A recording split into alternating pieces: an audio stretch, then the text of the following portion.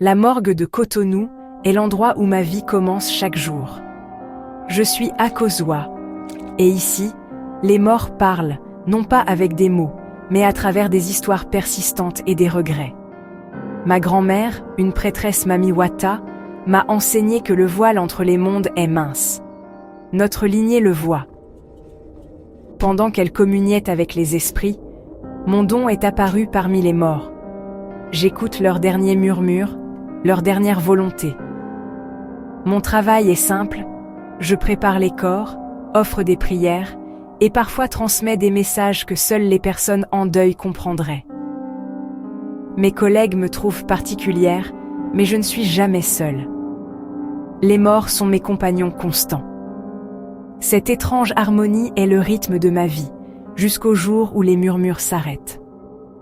Je pensais comprendre les règles de la vie et de la mort, mais les esprits nous rappellent que nous ne savons rien. Mon monde tranquille est sur le point d'être brisé par un silence plus fort que n'importe quel cri. Le 19 juin 2025 a commencé comme n'importe quel autre jour. À la morgue, 2 nouvelles arrivées m'attendaient. Le premier, un vieil homme, est décédé paisiblement. La seconde, une jeune femme, non identifiée. J'ai retiré le drap et j'ai figé. Le visage sur la table était le mien. Chaque détail correspondait. Pommettes, grains de beauté, cheveux. J'ai touché mon visage, puis le sien, l'incrédulité m'envahissant. Jean-Pierre, mon superviseur, n'y a vu qu'une ressemblance. Moi, je me suis vue mise à nu. Pour la première fois, la morgue était silencieuse. Pas de murmure, pas d'esprit, juste un vide d'immobilité. Même l'esprit du vieil homme était parti. Le silence était absolu. Je me suis approchée, désespérée d'un signe, mais il n'y avait rien. Ce n'était pas une mort ordinaire. C'était un présage, un message que je ne pouvais pas encore déchiffrer. Le mystère portait mon propre visage. Les jours passèrent. Le corps de mon double resta non réclamé et le silence persista. Mon don avait disparu. Les nuits sans sommeil m'apportèrent des rêves d'une vie qui n'était pas la mienne. Un village, un enfant perdu, un amour que je n'avais jamais connu. Désespéré, j'ai accompli un rituel. Bougies, herbes, coris, prière à l'Egba. « Qui es-tu? Pourquoi mon visage ?» ai-je supplié. Soudain, un torrent d'images m'a submergé. Son nom était Ama, une tisseuse, une épouse, une mère en deuil. Une devineresse lui avait un jour parlé d'une jumelle spirituelle, moi.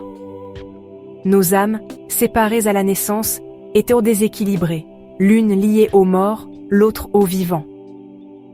Sa douleur nous avait rassemblés. Sa mort n'était pas une fin, mais un catalyseur. Le silence n'était pas une absence, mais sa présence, attendant d'être rendue entière. La vérité pesait sur moi. Je n'étais qu'une demi-âme. Cette nuit-là, une figure apparut, le Zangbeto, gardien de la nuit.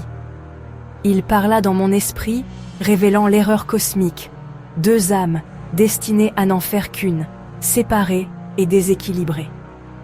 La douleur d'Ama a brisé l'équilibre. Sa mort était la tentative de l'univers de nous réunir. Maintenant, son esprit était piégé et mon don coupé.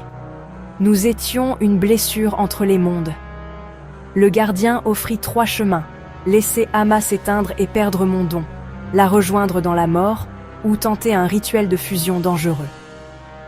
La fusion pourrait nous détruire ou nous rendre entières, un pont entre les mondes. Je pourrais devenir plus qu'une simple écouteuse, une gardienne du voile. Le choix était le mien seul.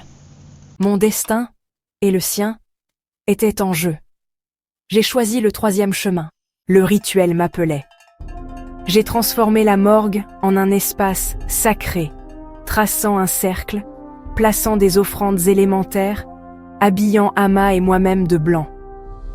Nous étions 2 mariés, nous préparant pour une union sacrée. J'ai chanté dans l'ancienne langue. L'esprit d'Ama s'est élevé, chatoyant, les yeux remplis de tristesse et d'espoir. Nos mains se sont touchées, l'énergie a jailli. Sa vie et son chagrin se sont déversés en moi. ma solitude et mon don ont coulé en elle. La fusion était agonie et extase, nos souvenirs et nos identités s'entremêlant. Pendant un instant, j'étais à la fois Akosua et Ama, vivante et morte. Une lumière aveuglante a rempli la pièce. Le Zangbeto a été témoin de notre fusion. Quand la lumière s'est estompée, un nouveau silence demeurait. Je me suis réveillée à l'aube, changée. Le corps et le brancard d'Ama avaient disparu, remplacés par un tissu tissé, deux fleuves unis en un seul. Le silence avait disparu. Maintenant, je sentais les esprits et la ville vivante comme un seul pouls. Le voile s'était dissous. Je me tenais en équilibre entre les mondes, Akosua et Ama, enfin entière. Mon rôle avait changé, non plus seulement une écouteuse, mais une gardienne du voile. Ma morgue était désormais la porte entre la vie et la mort. Pour le monde, je suis toujours Akosua. Mais les esprits connaissent mon vrai nom. Je suis la tisseuse de destin, la gardienne de la porte. Ma veille en tant que gardienne vient de commencer.